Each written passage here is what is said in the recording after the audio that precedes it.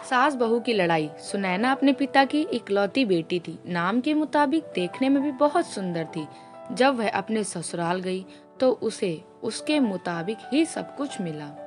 किंतु आजकल की लड़कियों को अधिक टोकना, समझाना, अपने मन के मुताबिक चलाना सासू माँ को अब कहाँ रह गया है।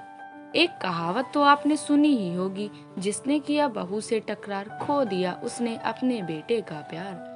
इस कहानी के मुताबिक सुनैना की सास सुनैना को हमेशा समझाती, बहू ऐसा करो, ऐसा ना करो। नई नवेली बहू को थोड़े ही दिनों में अपनी सासू माँ से चिढ़ पैदा होने लगी। इस प्रकार यह सिलसिला आगे की ओर बढ़ता गया। एक दिन सुनैना के घर कुछ मेहमान आने वाले थे। सासू माँ बोली, बहू आज कुछ अच्छी अच्छी व्यंजन बनाओ और मेहमानों के लिए चाय नाश्ता का इंतजाम भी अच्छी तरह से होना चाहिए। बस अब क्या था, इतना सुनते ही सुनैना गुस्से से लाल हो गई। उसने जल भूनकर उस दिन तो काम किया, लेकिन उस दिन के बाद सुनैना ने चाल चलना शुरू किया। सास जैसा कहती वह ठीक उसके विपरीत करती थी। सास ने भी पुरानी कहावत के मुताबिक बहू को उसके माता पिता को गाली देना, उसे कोसना और बड़बड़ाना शुरू कर दिया। दोनों सास बहू में आनाकानी हमेशा चलती रहती थी।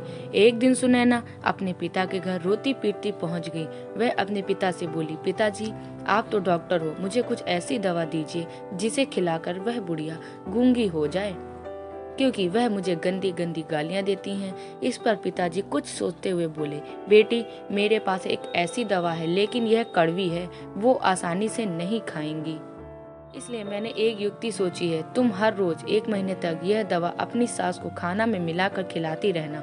ठीक 1 महीने में वह पूरी तरह गूंगी हो जाएंगी। लेकिन हाँ, यह दवा थोड़ी कड़वी है, इसलिए तुम खाना इतना प्यार से खिलाना कि उसे पता ही ना चले।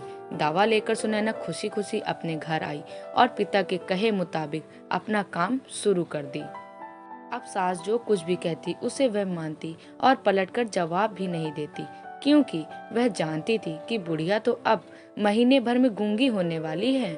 बोल ले जितना बोलना है, उसके बाद वह चैन से रहेगी। अब हर रोज वह प्यार से चुटकी भर दवा खाने में मिलाकर प्यार से माँ जी को देती थी।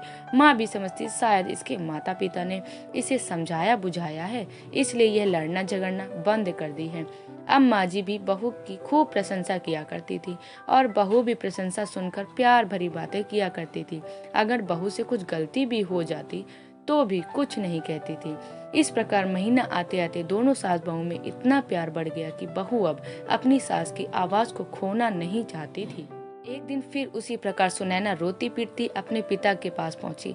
पिताजी बोले, अब क्या हुआ? सुनैना बोली, पिताजी अब क्या होगा, मेरी सास बहुत अच्छी हैं, मैं उसकी आवाज खोना नहीं चाहती।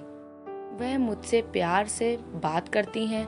अब मुझे कोई ऐसी दवा दीजिए जो मेरी माँ जी को दिया हुआ दवाई का असर काट सके और वह गूंगी ना हो पाए। इस पर पिताजी हंसते हुए बोले, बेटी तुम रोना धोना बंद करो और खुशी से रहो।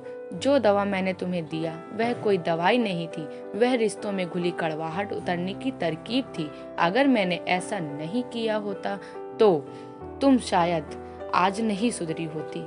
बेटी इसी प्रकार यदि तुम अपनी सास के साथ अच्छे से रहोगी तो वह भी तुम्हें अपनी बेटी के समान प्यार करेंगी।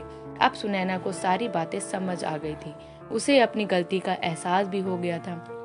वह वापस अपने ससुराल चली आई। इसके बाद दोनों सास बहू प्यार से रहने लगी। उनके बीच स्नेह और अपनापन का भाव आ गया और घर में खुशियों से भर गया।